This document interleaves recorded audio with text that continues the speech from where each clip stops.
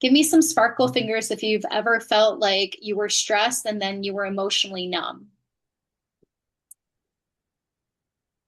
How about when you were stressed and you went into avoidance? Perhaps some dopamine addiction through scrolling your phone. Yeah. Yeah. How about some procrastination? Oh, I'll just put that off to next week. Yeah. Yeah. And sometimes essentially so this is just part of what it means to be human. Survival mode can also mean when we're feeling stressed and essentially and not only are we in fight, like we're feeling aggressive or we're feeling this energy in our limbs and want to essentially run away or essentially or defend our position. It can also mean when we're going to do this thing called fawning. Fawning is an emotional response where perhaps somebody's asking you something and you just say yes, and you're just nodding your head and you just go with the flow, but really you're just agreeing with them because you're in a nervous system dysregulated state.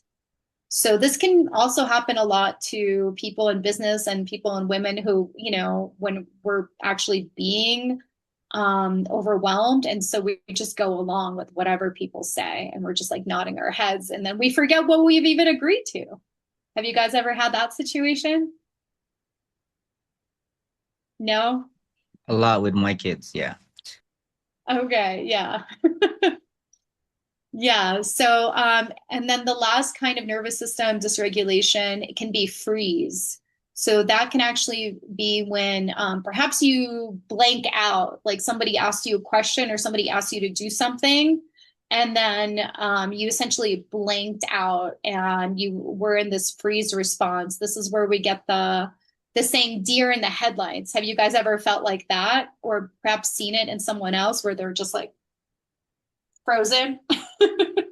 And not in a Zoom kind of way.